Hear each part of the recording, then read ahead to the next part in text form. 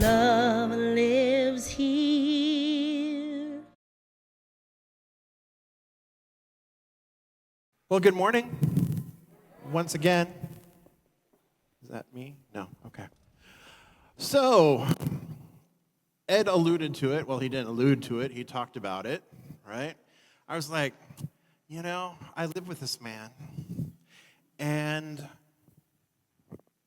I don't tell him what I'm going to talk about on Sundays other than, what you all know.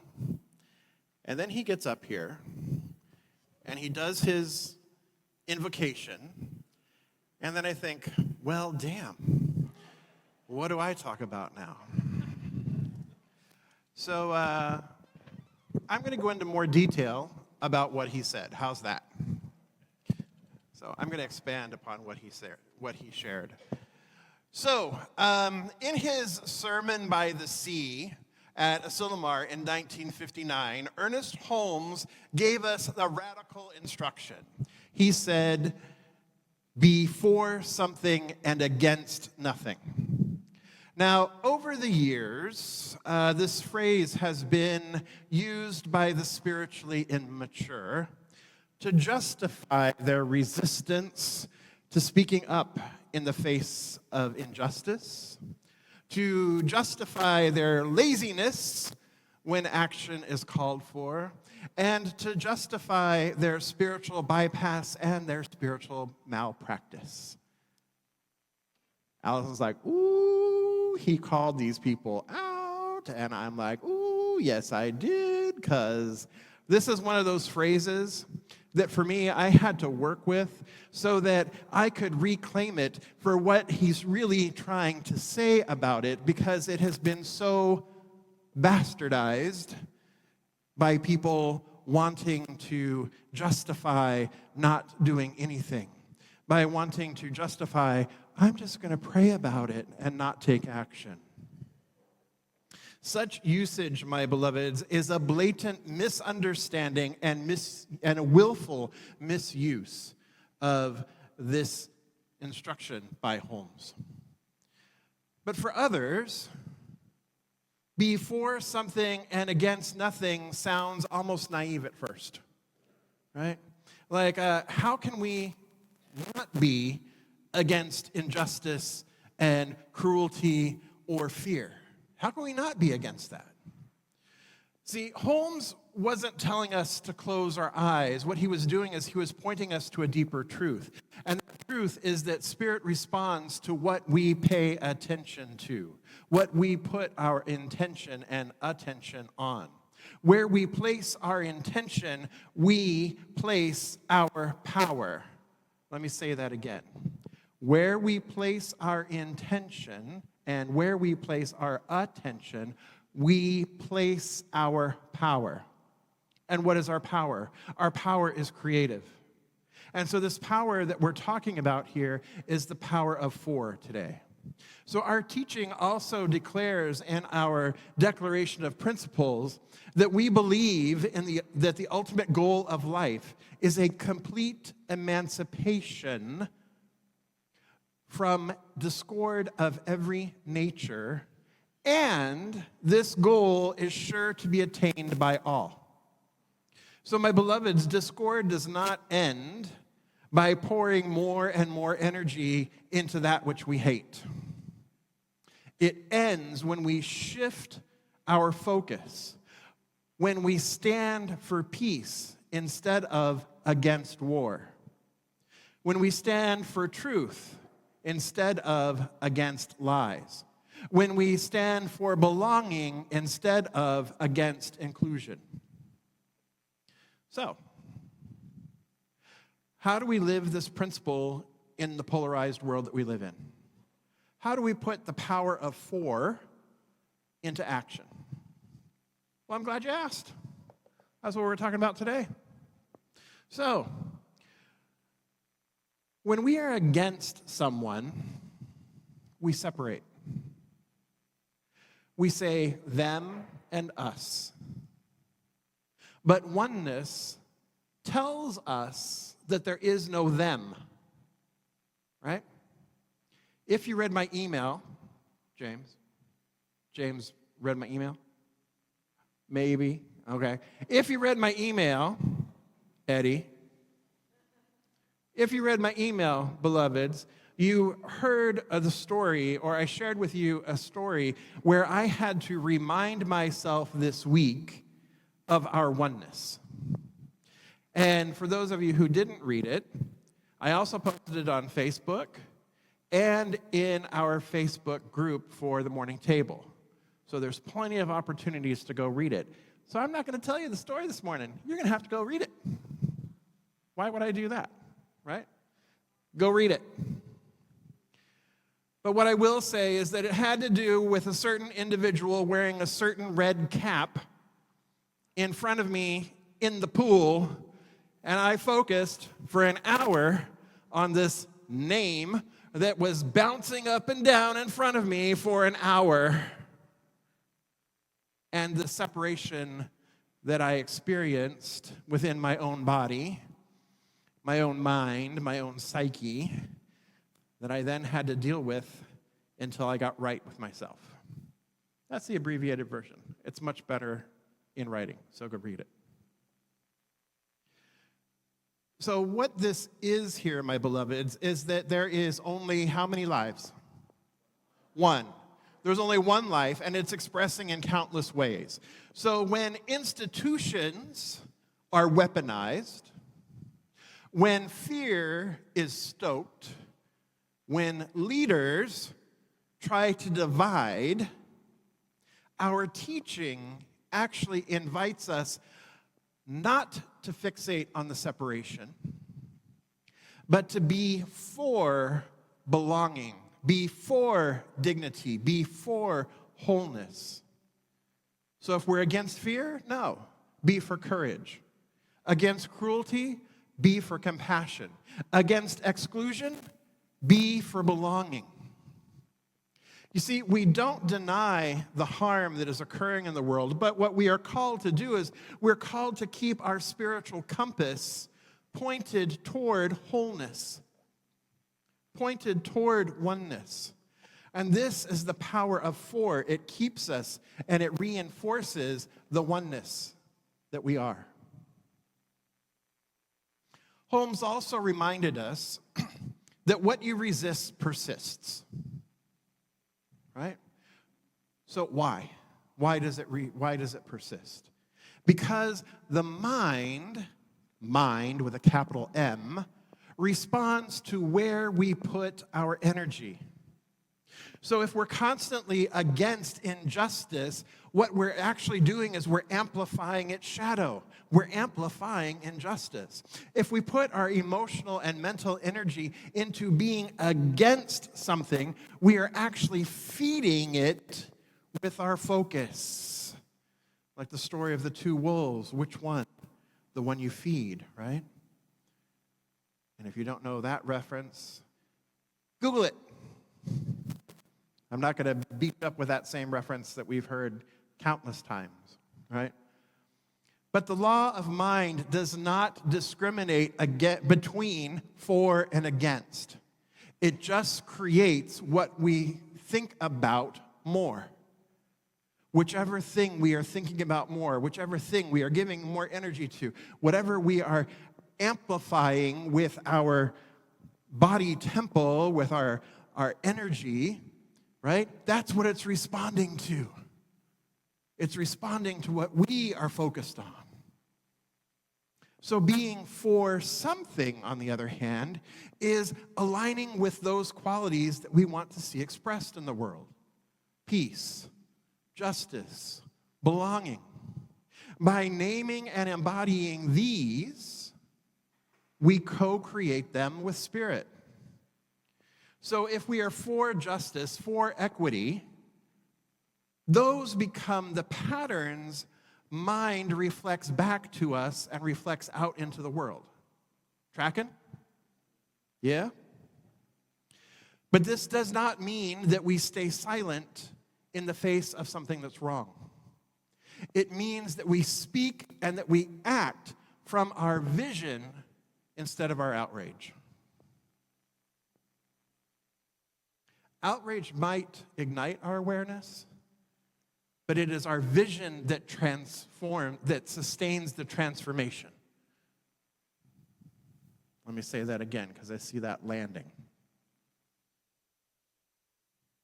Outrage might ignite our awareness, but it is our vision that sustains our transformation. So what does this mean practically? So if we look at in activism and justice work, okay? Instead of being against injustice, be for fairness and equity. Instead of being against hate, be for love. This doesn't mean ignoring what's going on or ignoring what's wrong. What it does mean is that it is shifting the focus to the solution rather than the problem. Focusing our attention and focus to the solution rather than the problem. In relationships, it looks like if we're always against someone's flaws, then we create conflict. We just create more conflict. Why don't you pick up your socks and put them in the dirty hamper? Why do you leave that everywhere? Why do you just leave everything out? When we find things to pick at and focus on what annoys us, that only creates more conflict in our relationships. So instead, if we can be for open communication, respect, and kindness, and that shifts our relationships. In community life, what does this look like? When we define ourselves by opposition, our energy is defensive and reactive. But when we define ourselves by vision, our energy is creative and magnetic. So to be clear, being for something is not being passive. It's not passivity. It doesn't mean that we never speak out against harmful behavior or remain silent in the face of injustice. It's not denial. We acknowledge what reality is as it is, and that's reality with a small r, not a capital R. We acknowledge the lived experience. We acknowledge the reality, the small r reality. But we choose to pour our energy into the higher truth that we want to manifest. So, for example, on October 18th, there is the No Kings rallies around the country. There's a nationwide No Kings rallies once again. And here in Riverside, the No Kings rally will be on the 18th downtown at Market and University at the crosswalk there from 5:30 to 7:30, okay? So people have all kinds of signs, right? Some of them are absolutely hysterically funny. Some of them are very passionate about things. But I want you to consider, if you're going to participate, signs that read something to the effect of being against authoritarianism might fill your sign with anger and feed the energy of conflict. Right? Against authoritarianism. Right? But being for democracy shifts your sign, shifts your presence, and shifts your vibration toward the outcome that you really want. One resists what is. The other creates what can be. Again. One resists what is, meaning it perpetuates it, where the other creates what can be. So this is not passivity. This is actually spiritual strength. To be for something is to align with Spirit's highest idea and to pour our energy into what we want to see flourish. So against war, be for peace. Against lies, be for truth. Against division, be for unity. Against despair, be for hope. When we are for something, our hearts shift from defensiveness to creativity. We stop playing in the field of the problem and start creating the field of the solution. The power of for keeps us grounded in creation, not reaction, which has the same letters in both of those words. So I invite us to come together for a moment. I invite you to close your eyes, if you're comfortable in doing so. Let's take a nice deep breath together. And let's play with this idea of creation.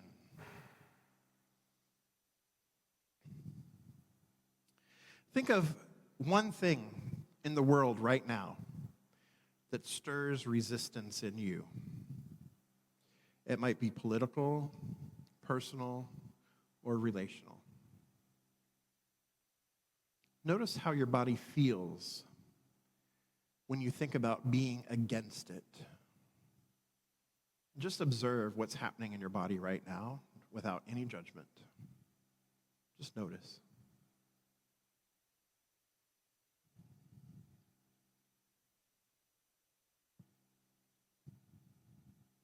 Now ask yourself,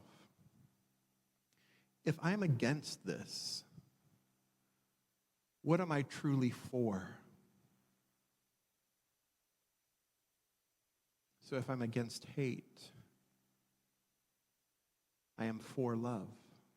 If I'm against lies, I'm for truth. If I'm against exclusion, I'm for belonging. So let Spirit show you the higher quality that you are for. If I'm against this, what am I truly for?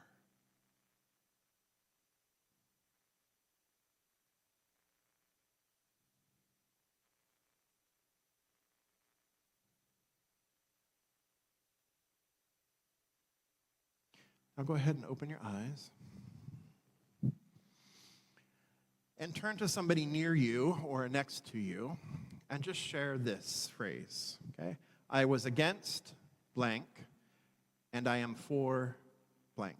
I was against X and I am for Y.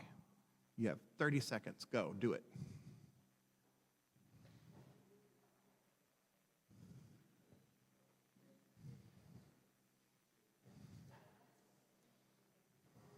You can do 3.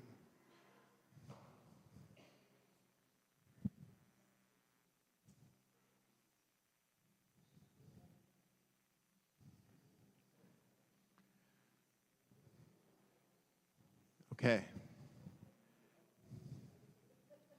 All right, come on back to me.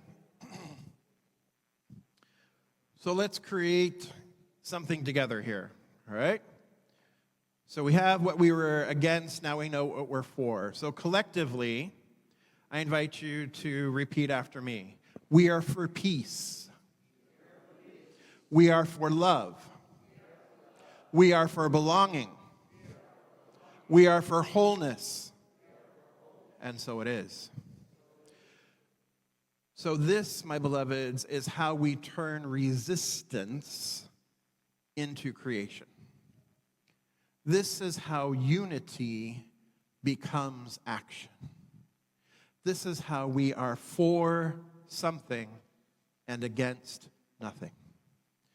So what I invite you to do now is break to tables, and we have questions for you to discuss around our topic today of the power of for. So the questions that you have at your tables are, which quality of spirit, for example, peace, truth, compassion, belonging, or something else, feels most important for you to stand for in this season of your life and why? Question 2, how might bringing the power of for into difficult conversations shift the outcome? And what is one way our community can demonstrate the power of 4 in the world around us right now. All right, go ahead and break to tables. What I invite you to do this week is I invite you to carry your 4 into the week and let it guide you, let it guide your words, your choices, and your presence, okay? So personally, what this might look like is begin each day by naming what you're for. For example, peace, truth, compassion, courage, and then carry those as affirmations throughout your day. And then in conversations with other folks where you might normally argue, pause. And instead of being against the other's words, be for listening, for connection, and for seeing the divine in them. So, further, what I invite you to do is shift every against into a 4. Shift every against into a 4. So when you catch yourself saying, I can't stand this, I can't stand him, ask, what am I for in this situation? What quality of spirit do I want to see here? This simple practice actually rewires our thinking and it reclaims our creative power, like we've been talking about. It's how we turn resistance into creation and discord into emancipation. So, the world is full of noise, division, and fear. And it's easy to define ourselves by what we oppose. For example, the violence that occurred this morning in Michigan, where a man drove his pickup truck with American flags sticking out of the back straight into the Mormon church, and then got out and shot a bunch of people, and then set the place on fire. It's easy for us to condemn. It's easy for us to be opposed to this violence and the vitriol and the separation that was behind this act. It's easy to be against that.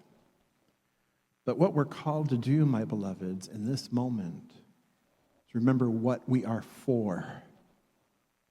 Focus on the compassion. Focus on the peace. Focus on the reconciliation. Focus on the love. And bring this to bear on this situation.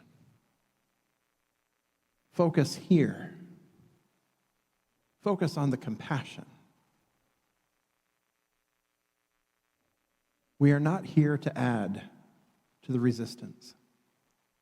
We're here to be the presence of love, the presence of creation. We're here to live the power of 4. So this week, let us be known not for what we resist, but for what we embody. For peace, for justice, for compassion, and for belonging. This is how unity becomes action, and this, my beloveds, is the power of 4.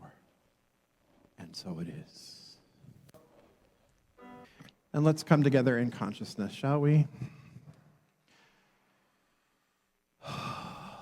So breathing in, breathing out, recognizing that there is simply just this one life. This life is God.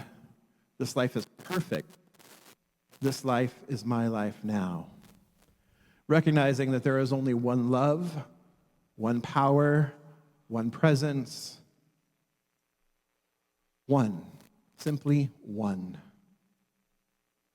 And I know that I am a divine emanation and impartation of this one life. I know that that is true of everyone gathered here this day. I know that is true of everyone on the planet, regardless of appearances. There simply is only one life expressing here and now. And so I speak my word for this beloved community, Riverside Center for Spiritual Living, calling forth within us knowing of the truth, of being for something and against nothing. For we recognize that there is no separation in the divine.